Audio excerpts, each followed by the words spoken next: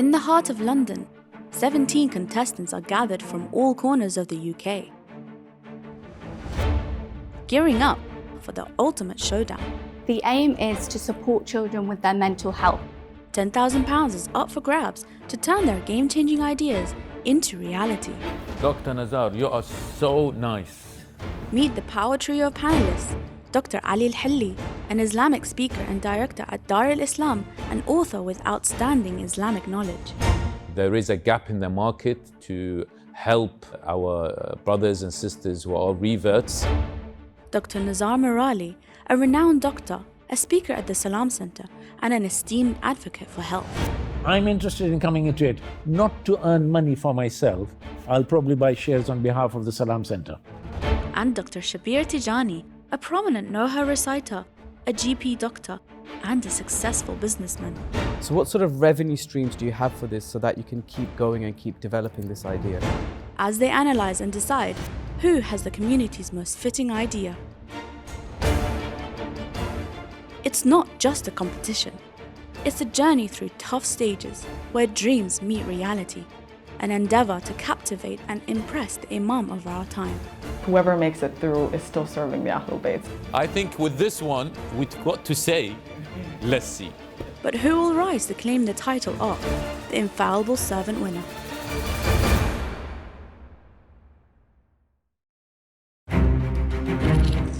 Previously on the Infallible Servant. Ahlul Bayt Connect, or ABC, strives to be a global nexus for the Shia community, fostering unity, collaboration, and a collective shared journey of enlightenment inspired by the teachings of our Ahlul Bayt. You are saying you want to change the youth's mindset of minimalizing the use of social media and more using your app. Absolutely. Good luck, man. It's going to be, yeah. That is a mission and a half. It's a big aim. And just like that, we create stories tailored to the needs of the children to build a particular moral character in their grave. And for every virtue, we have got a story to tell. Your specialist time also has a value I've to it. spent the past... I'm not I spent the past 10 years in AI, no, so I've I'm been not able saying to develop you shouldn't this. pay yourself. I want to know the raw, how much you're making profit out of this before you pay yourself. I'm here to introduce to you In-App Salati, which is an application using smart technology that will revolutionize and transform the way we approach our daily rituals. I'm sure technology is advanced enough, just like my iWatch picking up my steps, that for me to go ruku, sujood twice and up again, it should be able to pick up that I've done it. Well, maybe you're doing exercise. How does it know? Maybe you're in the gym. My idea is the Ahlul Bayt exhibition. My objective is it will show the significant contributions of the Ahlul Bayt to Islam and to the world, and then spread the message of the Ahlul Bayt to as many people as possible. But start thinking about your end audience, the target audience, not only the Shia community, but the wider Muslim community and the general community. We can have 3 different types of exhibitions. The benefit of the film production will be to educate, again, like I mentioned, between what real Islam is and what is not, to appeal to the younger audience. So obviously the producer, I guess, is this sister who's a Shia, and she already probably has a preconceived verdict in her mind. To me, the perception is that there is a bias already before the court case starts. The stage heats up as the semi-finals begin, marking the next stage of the competition. So the first person through to the semi-finals of the Infallible Servant is Brother Mahdi Razafani. The other person going through to the semi-finals is Na'il Al-Musawi and Sister Shaziyat.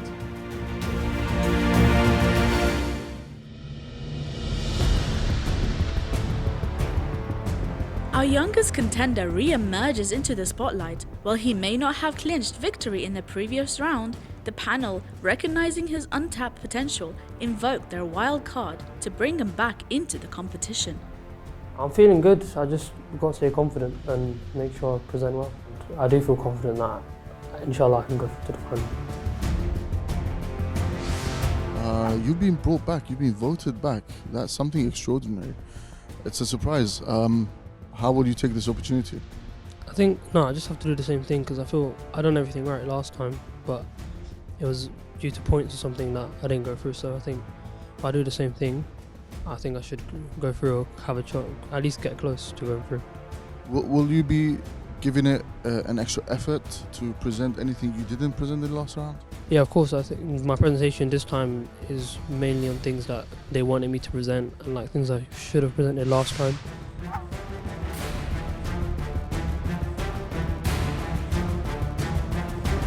Assalamu alaikum. Assalamu alaikum wa rahmatullah. Welcome back. So you were the wildcard choice of the judges. We really wanted you to get another chance at this. Explain to us a bit more about your idea of the exhibition. And we were very very happy to see someone who's 16-year-old, quite enthusiastic. So we wanted to give you another chance. So inshallah you can convince us today. I think obviously being voted back in, it felt nice because it just showed that, you know, that they liked my idea, and obviously they didn't want me to be completely out, and they gave me a second chance, I think. So I remember like the models, like what the models would be for each person. So here I've broken it down by like their personality. So a model for like, you know, Bibi Fatima, Land of Fadak, the burning of our house, Imam Hassan, the treaty signed with Muawiyah, Imam Hussein, the Battle of Karbala, Imam Musa al-Kazim, the prison cell he was in Baghdad.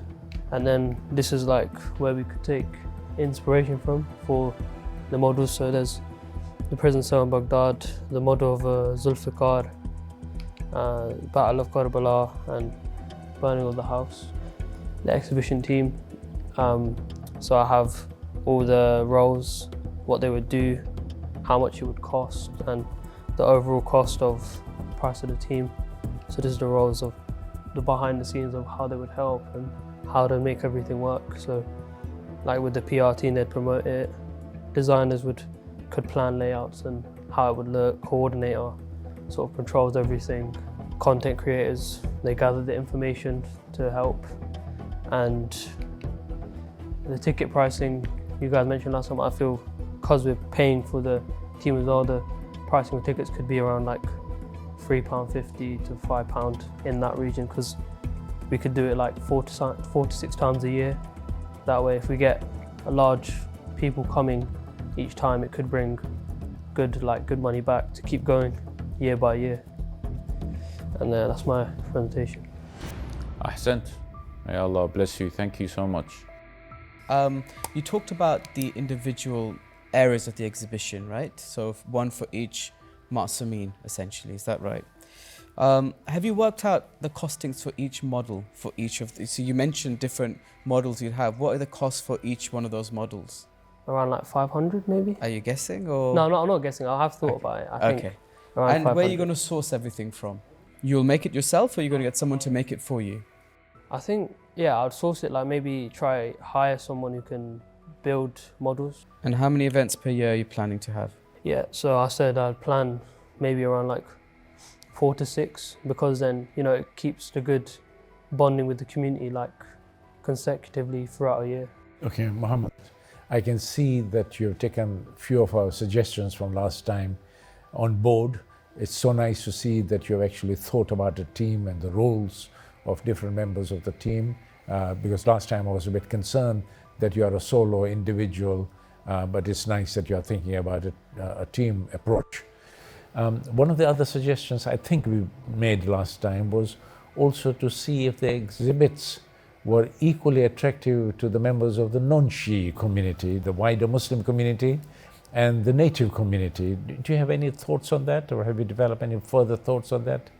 To make it like attractive to the non-Shia community, obviously the aim was to invite everyone's invited, everyone can come. Yeah. So I wouldn't make it like too Shia. I would have the exhibition there, but anyway, my goal is to obviously spread it to as many people as possible, not even Shia, like Sunni, Christian, anyone. I just want to go back to your financial model. £2,600 overall for the price of the team. Is this every time you do the exhibition, you need £2,600? Yeah. Okay, so you said you're going to charge them £3 to £5 per. So how many people do you need to come to the exhibition so that you can actually make some money out of this? Because £2,600 is a lot of money for each exhibition. It's a huge amount of money. And are you going to make 2,600 per exhibition or more so that you can continue this work? I think I could. I think that's obviously the aim. That's why I did think about, obviously I would have to make this amount of money every time. Let's take a second here. So just a bit of maths. So each event's going to cost you 2,600, right? Yeah. And for argument's sake, say you're selling the tickets for £5 a pop, £5 per person. How many tickets will you need to sell to break even? 500, 520, yeah? Do you think 520 people will come to see this exhibition in a day or in a weekend, for argument's sake?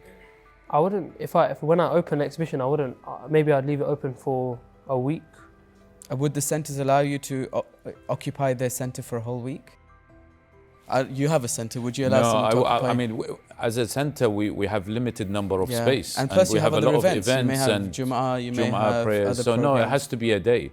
A day or a weekend maybe at a stretch. Unless you're going to hire a place which is going to have extra costs and you got to keep the exhibition there for some time for you to make that money. Mohammad has a lot to think about for the exhibition. It's not as easy as he probably thought it would be. The other thing you can think about is sponsorship and advertisements. So, there's private organizations, Shia Islamic organizations, who you could market on behalf of. So you could say, you can put a poster up, you can give out flyers, and we'll charge you X amount per exhibition. That's an option you have as well. Yeah. You could ask the centers to subsidize some of it as well. Because a lot of these centers are charity or for non-profit organizations. So something like this, if they see benefit of it for their youths, they may subsidize some of the cost as well. So that's something you should think about. I think I saw some of your displays. There's a lot of it is about battles and fighting and things like that. Let's not portray our imams as those who are just in battles and things like that. They gave us inspiration. They gave us so much lessons. They gave us akhlaq. They gave us how to treat one another, neighbors, etc. So we gotta teach that to our children.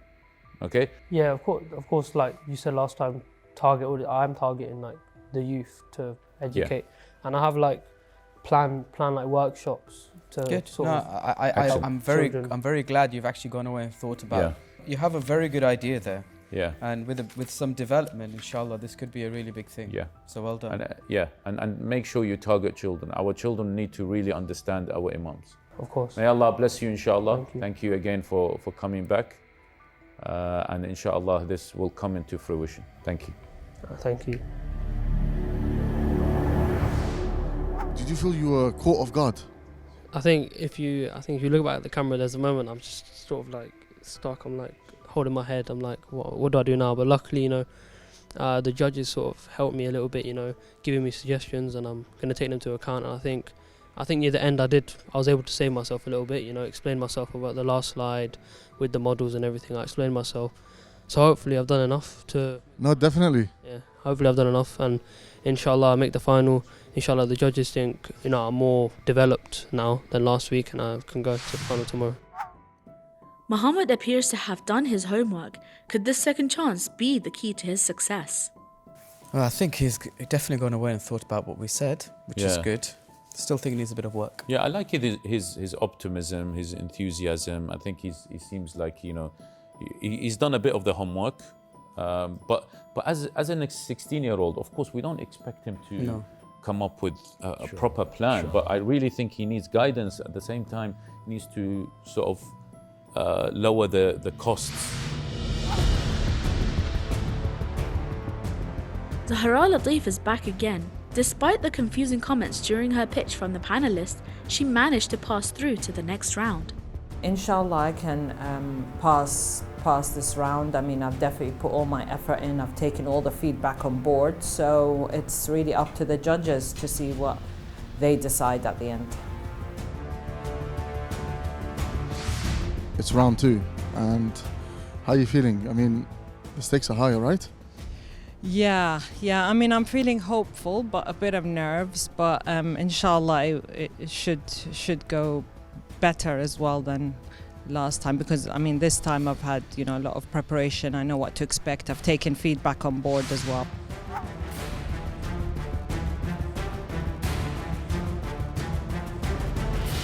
Assalamu alaikum. Wa alaikum salam wa rahmatullah. Thank you for coming back to the Infallible Servant semi-finals. Congratulations again for being selected.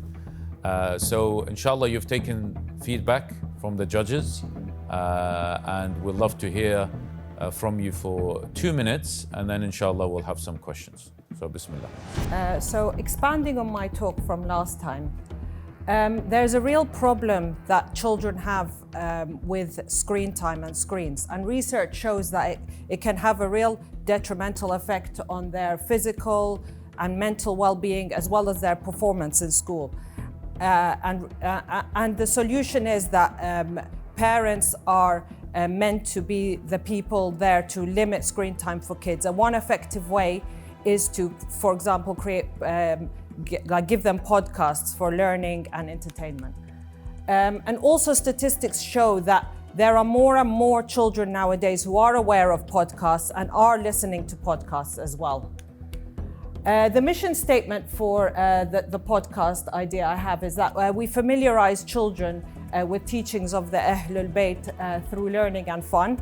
The unique selling point is that it's a very original idea, and it's also a new platform for parents who want to limit screen time for their kids.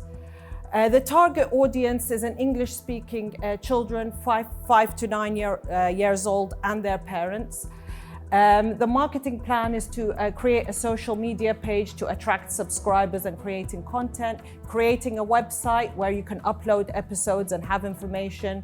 You can I'll be promoting it in different Islamic centers and fairs, and create partnership with other companies and brands for children.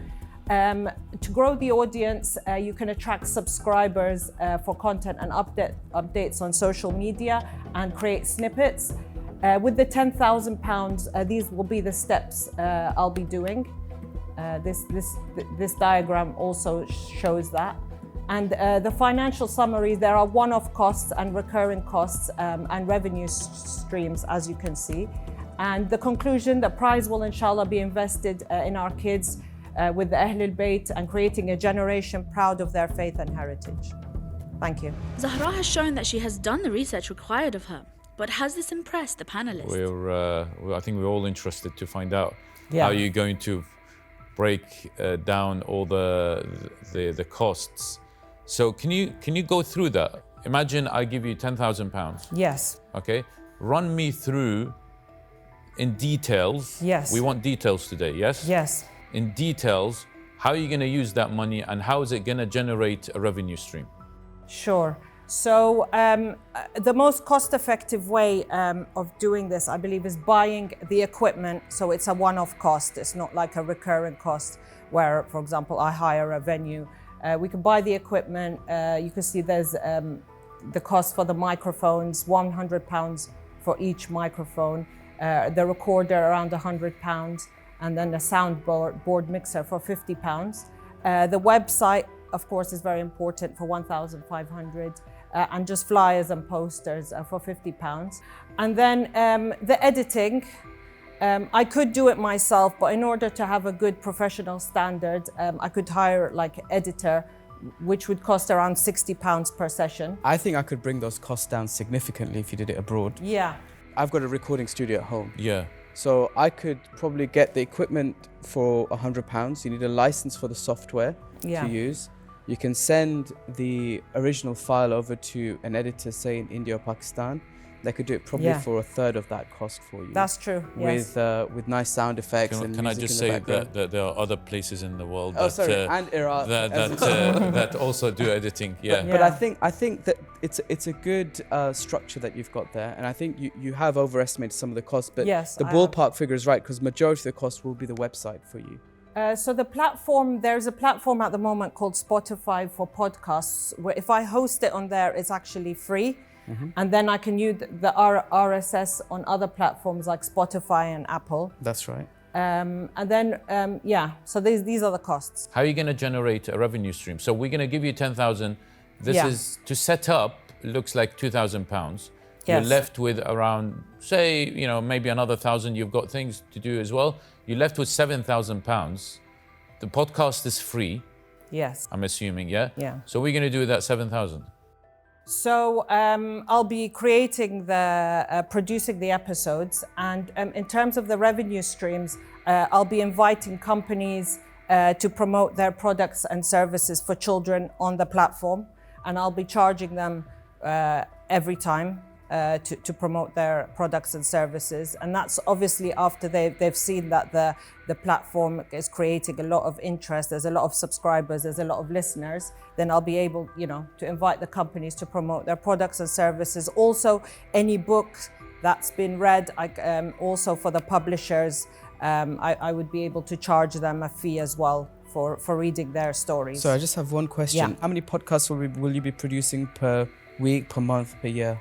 Once per week at the One per beginning, week? and then we'll see. So what's your annual cost in total? So the recurring costs is mostly the editing and Yeah, okay. like the voiceover. Okay. It's around £3,000 maybe plus. Okay. And you're producing one per week. Have you thought about what sort of revenue you'll be getting from those? Obviously from the products and services, but also like if there are, I'd open a Patreon page for any donations. That's a good if idea. people want to donate as well. That's a very good idea. Zahra, Yeah. you are talking to somebody who is an expert in this field, as Yeah. you can see. And he produces nasheeds, audio nasheeds, in Yeah. his own studio. Would you accept him as your advisor? I can offer to help you if you Yeah? want. Would Yeah, you? definitely. Would you be happy? Yeah, I'm sure. Good. I'm familiar with some of your work. Yeah. So more than welcome. I'm more than happy to help you out, advise you, give you direction and guidance. There was an opportunity put forward that Mr. Tijani mentor me and help me with this project. That would be an amazing experience, and I'd learn so much from him. So what would stop me from doing something similar if I was to set it up tomorrow around this idea, for example? So how do you protect your idea? What have you got within your product which makes it different from anyone else's out there? Is it the stories themselves? Is it what is it? Some of them would be from publishers that I speak to, like published stories.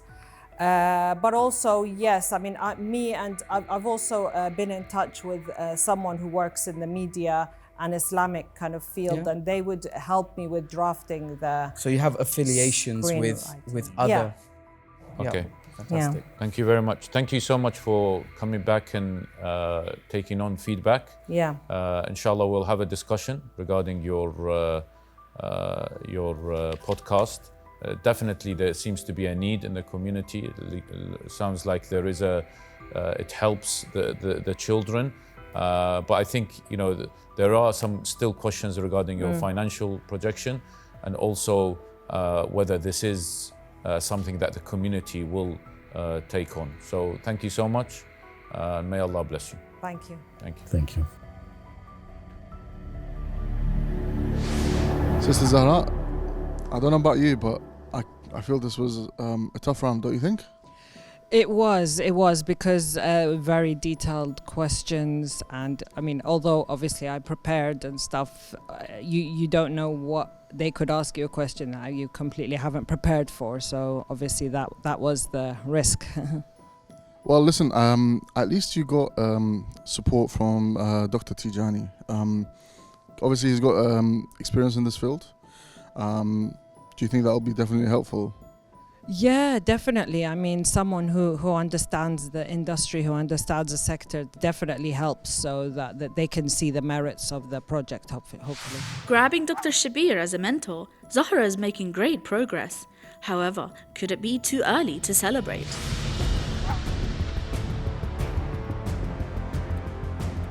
In a surprising twist, the panel not only resurrected one contestant from their wild card, but doubled down by bringing back two. Among the fortunate returnees is Altaf Mahdi Dunji. I feel less confident, but I'm still ready to give it a go. If I got into the final, I think I'd be absolutely over the moon, because I don't think I've ever gotten so far into any competition in my life. and the whole experience will just be amazing. How are you feeling? Not too nervous, I hope. I'm feeling the nerves a bit more this week, honestly. But my stance is it still is what it is, so let's get on with it. Why is it? Is it because the stakes are higher, or? I think there will, well, no, for starters, I think there's going to be a very, very tough competition because I assume there's a lot of great ideas out there. Also, because I came through on the wild card, I feel like there might be a little bit more expected because it feels like I got through kind of luckily. So I really have to pull something out of the bag, I guess.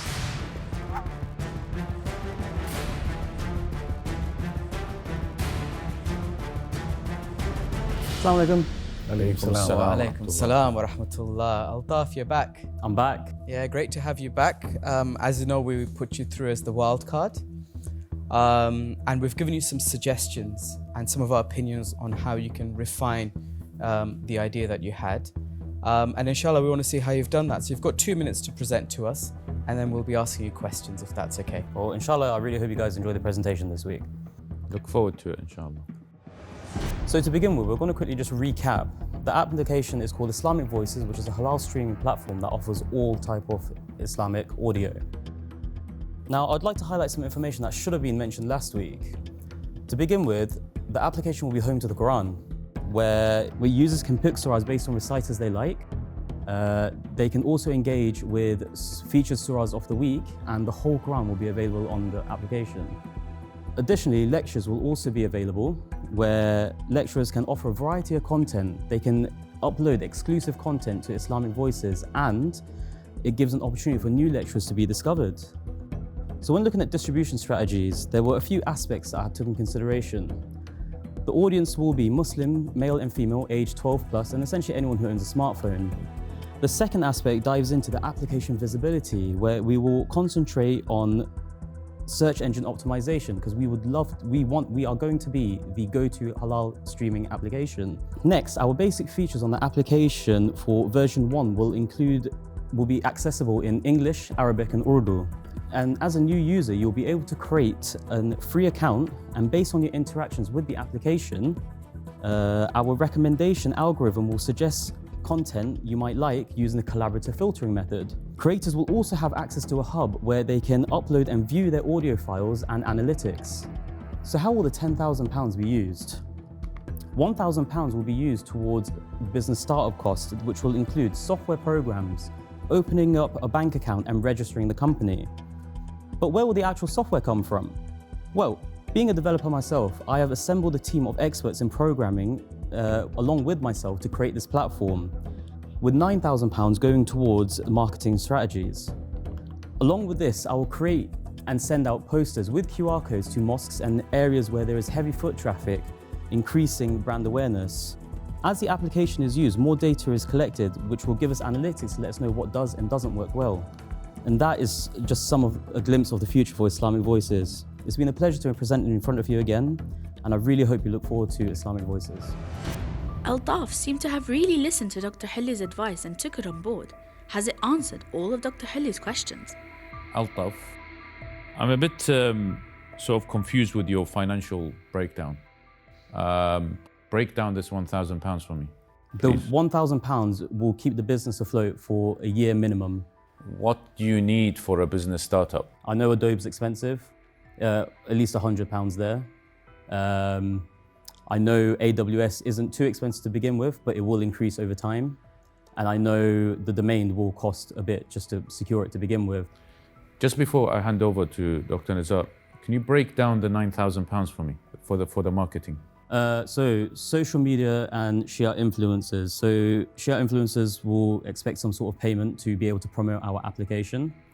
And in social media, which social media, which would include YouTube, Facebook, and even on Google search engines, you'd have to pay to have it. And how much? The payments can be anywhere in between £10 to £5,000. So it's as much or as little as I like in that aspect. Yeah, I think it's so important, guys, not to be distracted from what he's trying to do. Let's look at his strength. The strength is the product.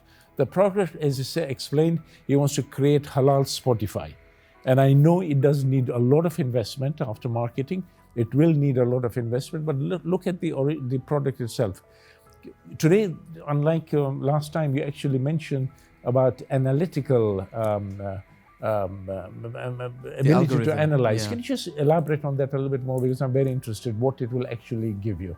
So with the algorithm that we will use, it's the collaborative filtering method, which is something that I actually personally studied when I was doing my master's in web development.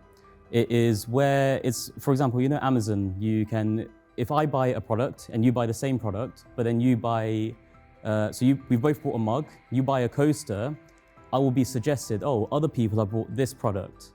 That's how it kind of works. So the more people use it, the more data we will collect on users, which will help us to suggest other audio tracks to them. I'm going to push you a bit here. Yeah. Okay. So the algorithm thing, I like that you've used that.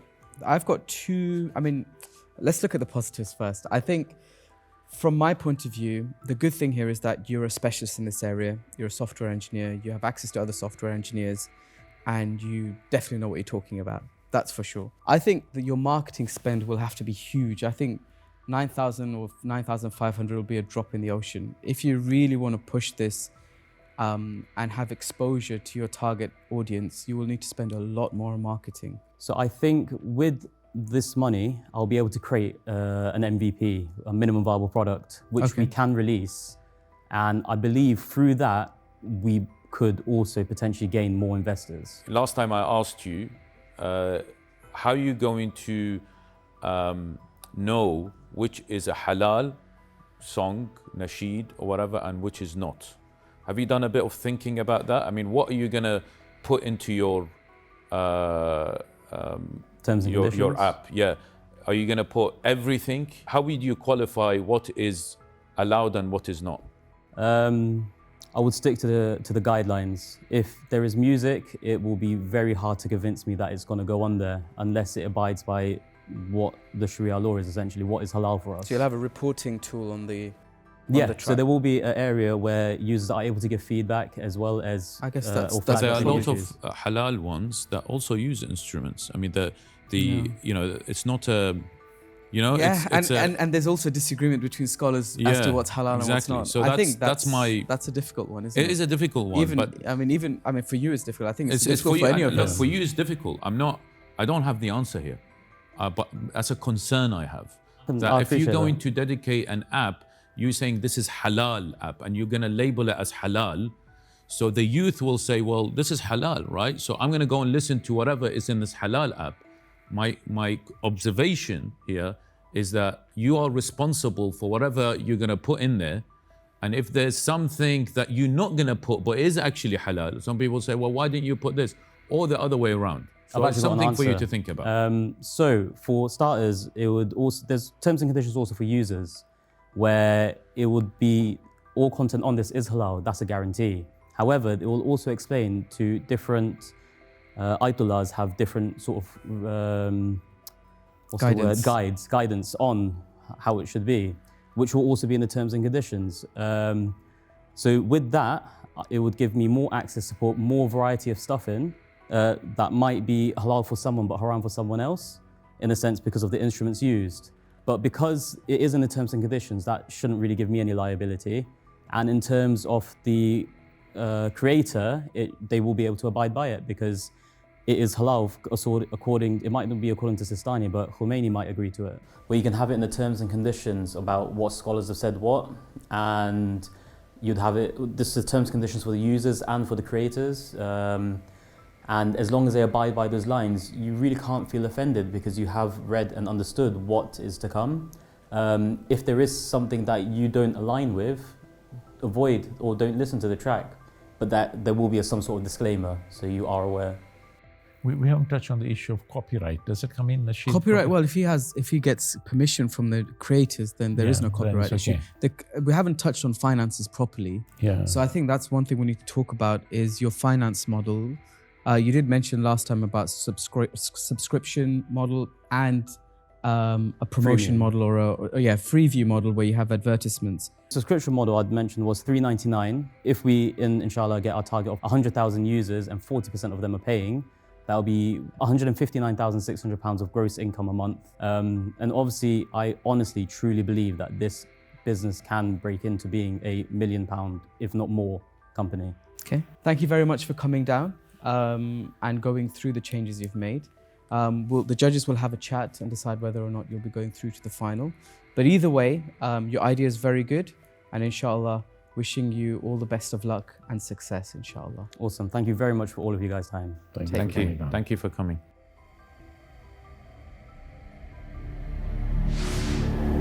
That was some interesting interrogation, wouldn't you say?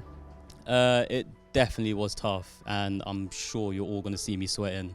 But I feel like the feedback I received was very valid, and a lot more thought would need to go into the finance aspect of the business model. Yeah, I mean, they got into the intricacies of all of the numbers and stuff, and they were onto you, man. How'd you feel with it? Well and truly, I've never been good at business, so I do need to do a lot of research. I do need to do a lot of reading. I still have full 100% faith in this application, and I still believe it's going to happen. Determined not to repeat past errors, he returns equipped to tackle any questions thrown his way. Has he demonstrated that his idea could indeed be the game changer? What did you guys think? Dr. Nazar, you are so nice.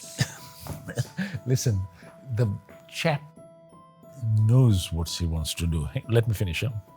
He knows exactly. No, he knows exactly. He's aching to say something. He knows what he wants to do.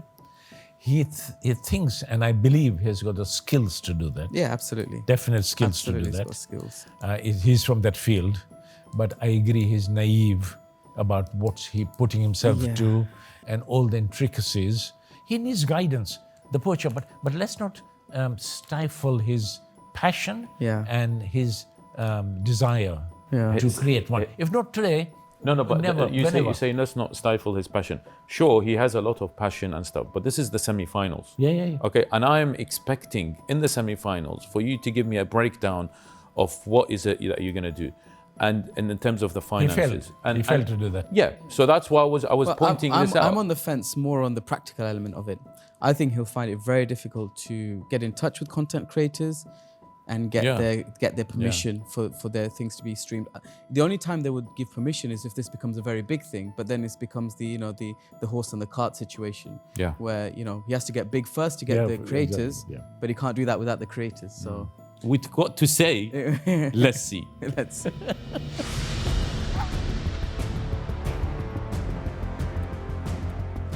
Returning with heightened determination and encouraged by the positive responses from the esteemed panel in the preceding round, Rubab brings forth her groundbreaking child mindfulness project.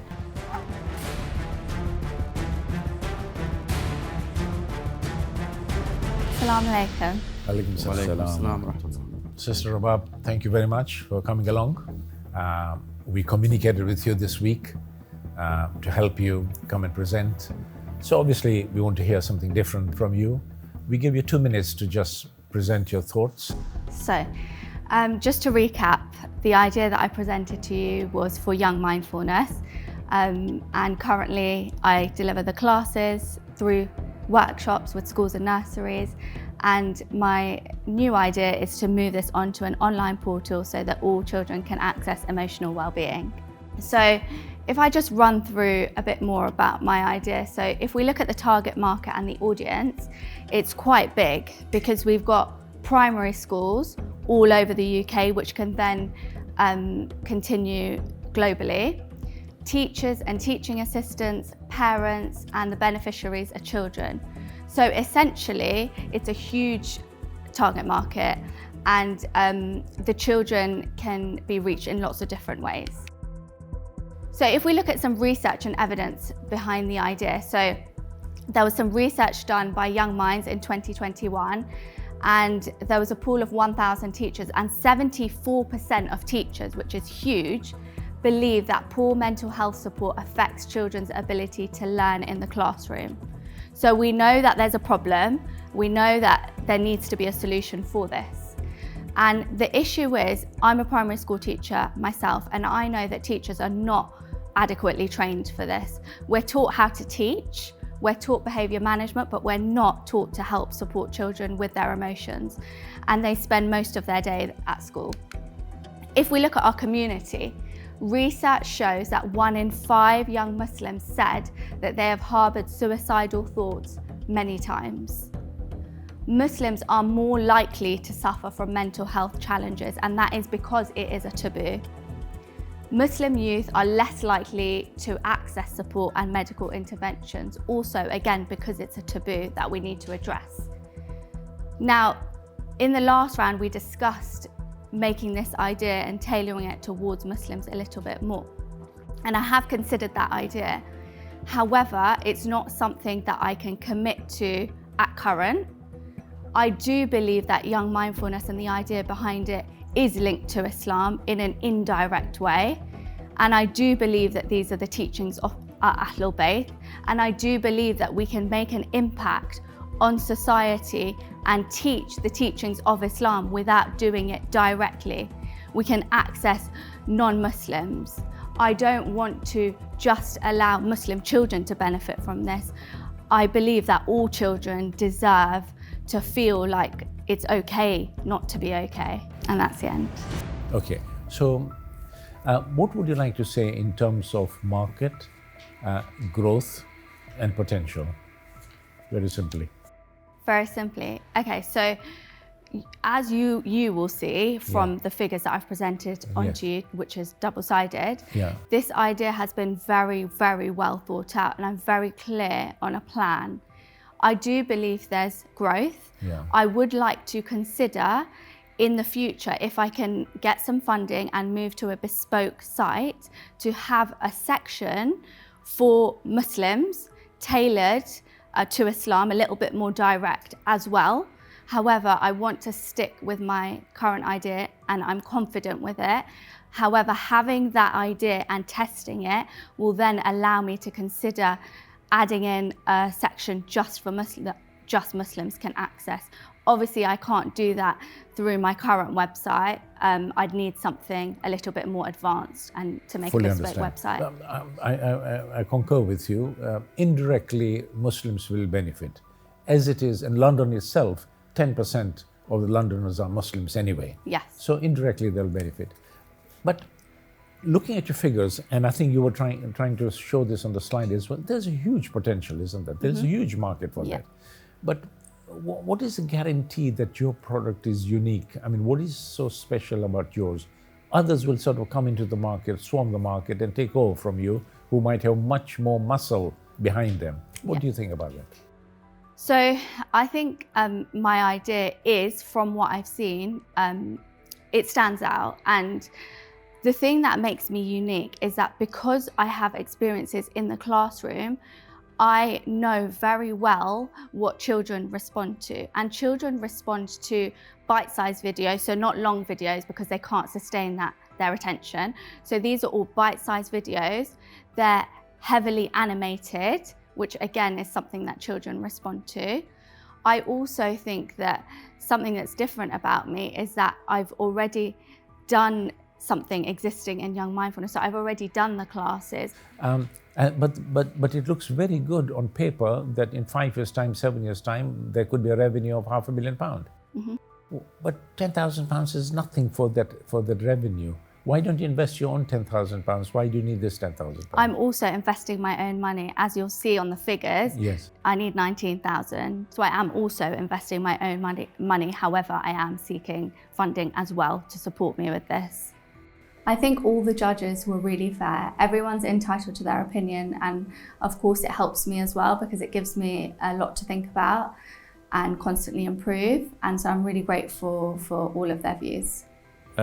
Sister, thank you for bringing up mental health. I think mental health is something that is still a taboo in our communities, and honestly, I commend you a lot for working hard to try to break that taboo through something that is, of course, recommended. And you went through the benefits of mindfulness. I think all of us here agree that it's something that Islam encourages, maybe not in that particular name, mindfulness, but in terms of meditation, in terms of reflection, and it mentioned in the Quran and Hadith, and as you said last time, the Prophet used to practice it. So, I highly commend you for this, and there are lots of youth, as you've shown, that need that particular support. I have a question, but I'd like my colleagues to ask. On the finances side, is there anything further you want to ask? I think this is actually quite comprehensive. It is, yeah. What I would say is that this is looking at things from a very idealistic pair of glasses. As you know, in the business world, there's lots of sharks out there. Yeah. What's there to protect your product from other people copying your idea and doing the same thing, but if they've got more capital to invest, they'll do it at a bigger scale and take a huge percentage of your market share. What's stopping that from happening? A much needed question from Dr. Tijani. Is there a lifeline for the business that will put the panelists at ease? Yeah, I think you're right, and it's definitely something that I have to think about, especially because I'm launching really soon. However, I think the advantage that I have is that I've already got loads of existing schools that I work with. Secondly, I'm a teacher, so I have a huge network of teachers. And also remember that people won't just buy from someone. Before someone buys from you, majority of the time they have to trust you. Yeah. And so I have that trust element with a lot of people. I've been doing this for 5 years now. Can I just add that from my side, I will be willing, if you are willing, to provide that sort of assistance in creating that spiritual mindfulness, because I do mindfulness, personally. I meditate, and I would love for my children to do it, but I would love for my children and the community to have that spiritual injection to it.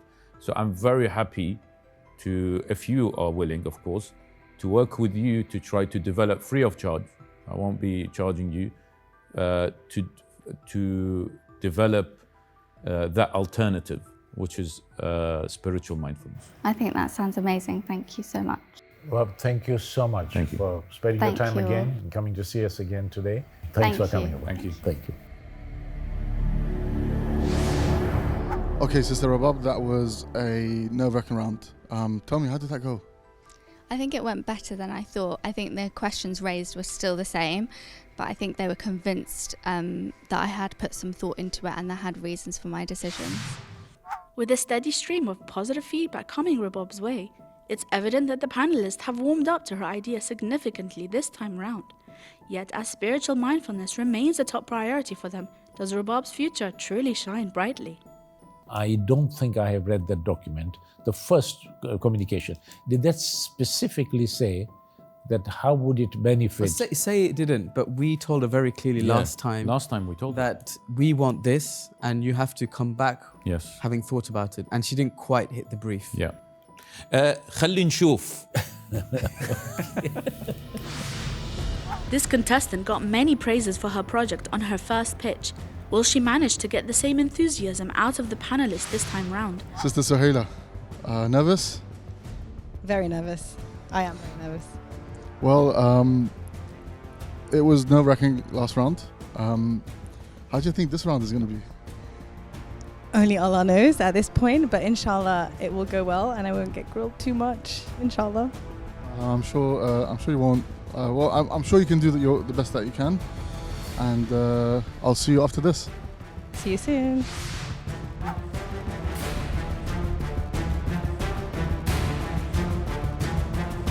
Assalamu alaikum. Assalamu alaikum wa rahmatullah. How are you, sister? Good, alhamdulillah. How are you? Welcome back. I hope you've taken some feedback for the last time we spoke. And inshallah, we want to hear from you for around 2 minutes, and then we'll have some Q&As. Inshallah. Our vision for Asma Plus Me is to see Muslim children around the world, when they're faced with a challenge, draw upon their own strength by remembering Allah through His names. You asked me about our competition in the Islamic sphere. We know that there are lots of companies out there producing educational toys, educational resources, and developmental tools. For example, we've seen Desidol, we've seen Kisa Kids, and also Towards Faith, which is a psychology-rooted brand as well. However, Asma Plus Me is the only tangible children's Islamic affirmation card product which embeds Islam and psychology for children available on the market. And it fulfills our vision to give children the gift to build the mindset to rely on Allah subhanahu wa ta'ala. We have a clear marketing strategy which we have planned out, which incorporates both online and offline marketing, with online marketing through website optimization and social media marketing through content marketing, influencer collaborations, and most importantly, targeted ads through Instagram, TikTok, etc. Offline, we want to attend high traffic sales events to actually sell our product face to face to our consumers and build our brand awareness, and also run workshops and events to showcase the cards in action amongst different communities. Distribution. Our first port of call to be to build our online sales through our Mind My Soul website and presence at events through the UK. And then we want to build our distributorship across the UK and internationally across the world. We also want to work with educational institutions to show the versatility of the affirmations and embed them within lessons, saying Allah is patient, I am patient. So Allah is the most patient, as-sabur, I am patient, and teaching kids to embed those values while they're learning in their day-to-day. Our immediate growth with that £10,000. That strategy is not possible without this £10,000. We need it, with 60% going to digital marketing, 20% to in-person marketing, and 20% to building our distribution strategy across the world and nationally. And finally, our future growth. Building the Asma Plus Me range, we've talked about translating to different languages and increasing products, further tools, and building a community, which again, psychology and reliance on Allah. That's our ultimate goal. Thank you. Thank you very much. Wonderful presentation. So I've done my research. Okay. Have you heard of Kisa for Kids? Yes. They do something very, very similar to what you do. Okay. In fact, I've got a big box. They gifted that to me. Okay. And from what the Asma and Me product that you gave us last week, I went to back in that box and I saw very, very similar. And in fact, many other ideas that they had, very, very similar products to yours. Have you not explored Kisa for Kids? Dr. Al-Halli is convinced that Kisa Kids is the same kind of product. Would Suhayla agree? I did look at them. I looked at the educational resources and I wasn't able to find those. I've got the Kisa Kids products at home, so I have seen them. I haven't seen the affirmation cards that do the kind of I am. I haven't seen those in action as a physical product. So that's my mistake. My observation before I hand over to my judges, I remember saying this also last time, is that you might not see exactly the same product, but why reinvent the wheel? Because there is a big organization out there that is called Kisa for Kids. Why not approach them and say, look guys, let's work together. I have this Asma and Me idea, affirmation cards, that is wonderful, that really makes children connect to God, which is exactly what we need. They've got a big market reach, they've got scholars behind them. They came and, I sat down with them and spoke to them about all the different projects that they have. This is their area. This is their area of expertise. And they are the followers of Ahlul Bayt and they are worldwide. Why reinvent the wheel? Because I truly believe that our product is very different to anything else that exists on the market at the moment.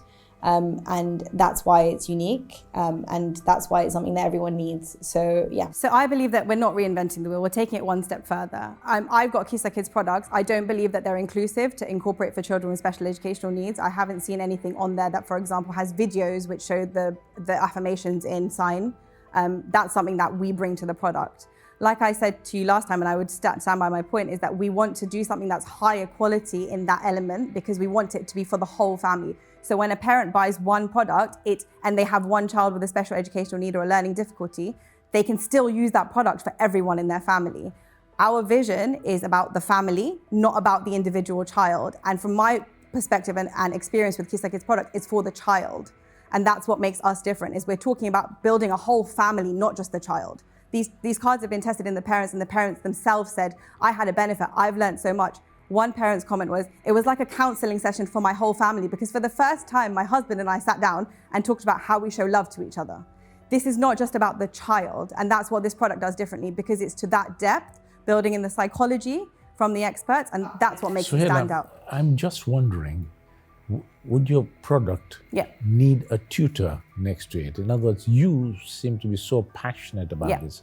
I can imagine you sitting with my grandchildren and presenting those cards and having a session with them.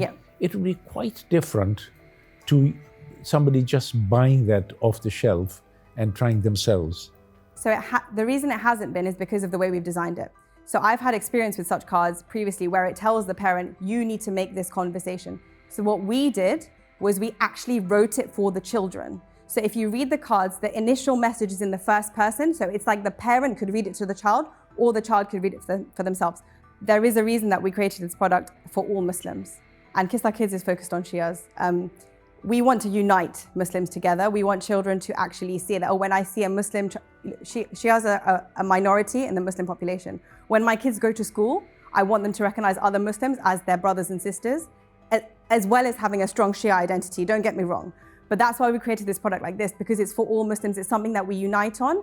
And if kids can learn this, for example, in an Islamic school or a madrasa or in a summer camp that I also have, which is a God-centric camp, where the kids come together and they play, then they have more people around them that they can work with. I would love to be a part of this journey. So if you would accept, then yeah, just message me later on, inshallah. Thank you so much. Thank you so much. Thank you. We value this particular product, and especially the God centricity part. That's essential and it's very unique. Thank you so much. Let's see if you make it to the final. Thank you so much. Thank you. Assalamu alaikum. Sister Suhayla, that was a really, really, really tough round. The tension was so evident. But are you inventing the wheel, do you think? Or do you think that some of them might be inspired by your idea? I don't know. What do you think? I don't think I'm reinventing the wheel. I still stand firm that our idea is unique and does not exist out there on the market, but the panelists feel differently. Stepping down from the stage with panelists eager to join her project marks a significant achievement for Suhayla. The influx of positive responses begs the question, is it time to celebrate or should caution still prevail in this stage? What do you guys think? I am happy that some have done their homework. And so they've come back with some financial plan. I think that's the area that I think a lot of them did sort of focus on, breakdown of what they're going to use the £10,000 for. But at the same time, they didn't focus on the next 3 years and say, okay, because they were told you got to have a plan for the next 3 years, your financial breakdown for the next forecast. And some didn't do that. And you had to push them to get that. Absolutely. Dr. Nizar, what did you think? I think all of them did that homework well as far as marketing is concerned. They all mentioned what the strategies would be. But as you rightly say, the financials, the 3-year projections weren't handled well by all of them. Some of them did a brilliant work, but not everybody did. And some of them were struggling with their figures on stage, so to speak, reflecting that the homework wasn't done well. But we shouldn't penalize them for that. That's right. I think financials are important, but you can get good advisors on that. But I think the product, the most important thing that we are assessing today is really the product, the essence of the product itself, and how well it will actually I'm feeling a little bit sad, to be honest with you. I'm feeling a little bit sad because all 5 ideas are excellent, really good ideas, and we've got to choose one. Unfortunately, 4 of them will be going and home. you have the task this time of Thank you. telling them. So good luck. Disappoint the 4 of them, and be the bad guy. I mean, you're right. It is the product, but also the finances. We got to make sure that the £10,000 is not just going to be spent without any revenue stream, etc. But you're right. It is about the product, and it's important that when the final 2 candidates, or the finalists, the very person who wins, we advise them in terms of, look, you can't be brilliant in everything. It's important for you to get some advice. Now it's time to uncover who will secure a place in the final round.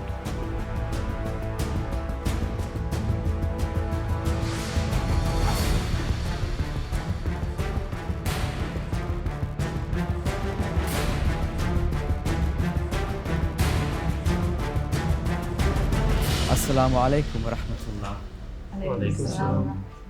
First and foremost, I have to say all of the judges were very impressed with all of your ideas. 5 amazing individuals with 5 amazing ideas, so well done to all of you. We have the nigh on impossible task of whittling you down to 1 person, because as we know, only 1 person can progress from the semi-final to the final. But before we announce who the winner of the semi-final is, I'm just going to speak to each of you individually, give you some brief feedback, something that you can take away and inshallah work on. So we'll start off with Sister Suhayla.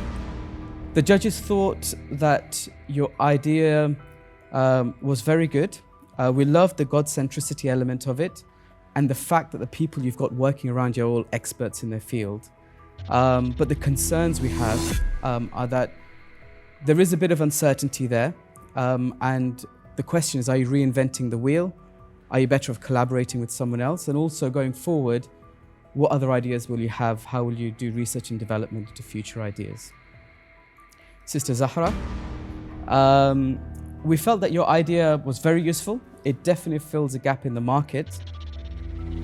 But we were worried about what level of engagement you will have with the target audience. And also, there was a bit of uncertainty about your marketing. And then we go to Sister Rubab. First and foremost, we thought that your financial projections and your financial forecast was exceptionally robust. And you definitely done your homework on that. And we felt that this particular product is much needed for children in our community and outside our community as well. However, we felt that you did not completely fulfill the brief. We'd asked you to go away and think about how you could incorporate this idea and meet the needs of our community with it as well. And then next is Brother Mohammed. Thank you so much for coming down all the way from Luton.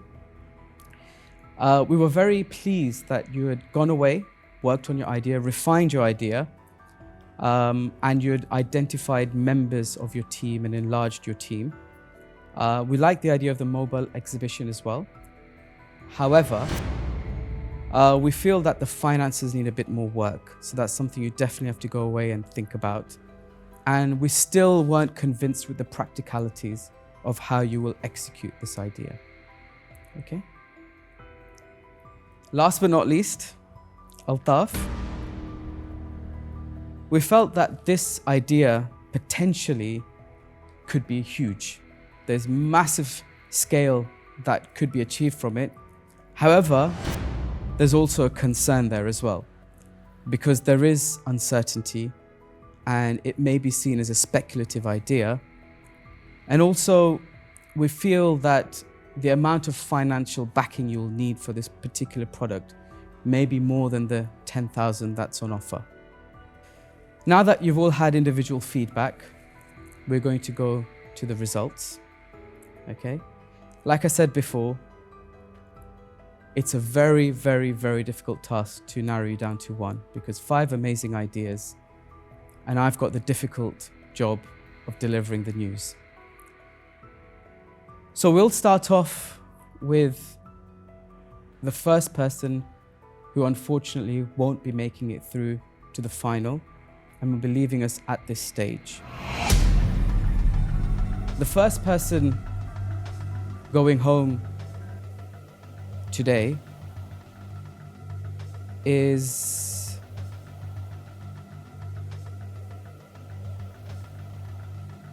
Mohammad Kazmi.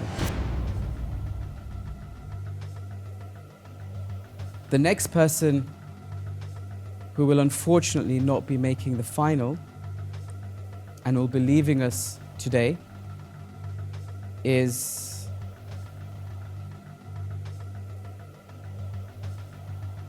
Altaf Mahdi.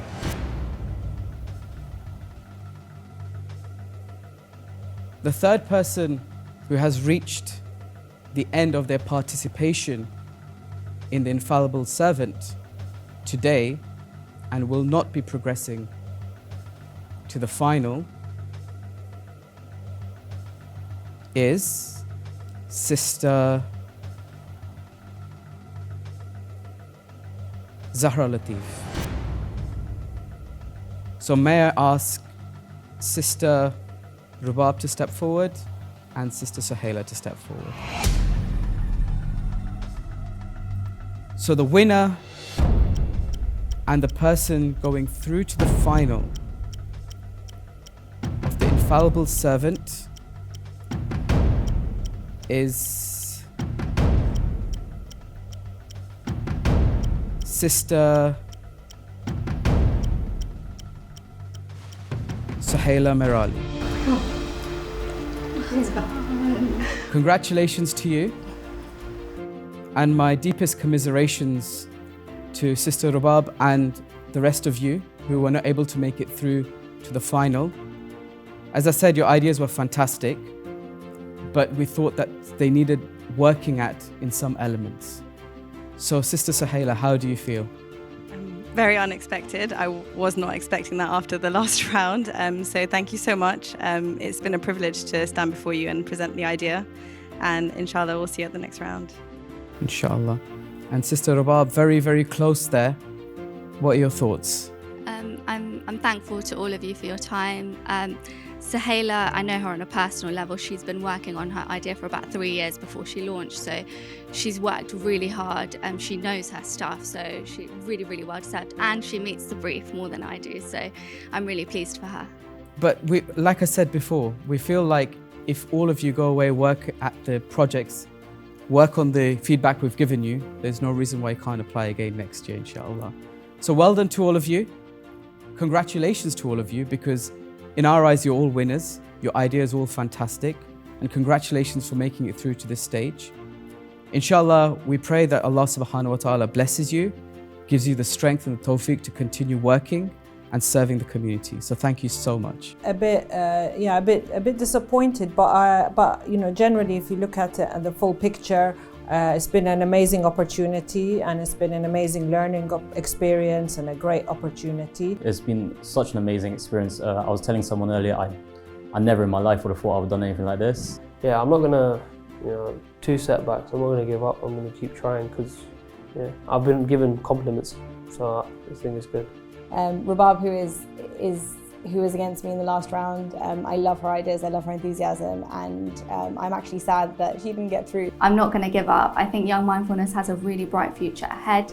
At the end of the day, I do think the right person went through, and we're all here to serve the Ahlul Bayt. I am going to see through the project. I'm determined, and I want to prove to the judges, prove to everyone else, prove to myself that it is a very good idea, and inshallah it will be a very successful project and idea. So.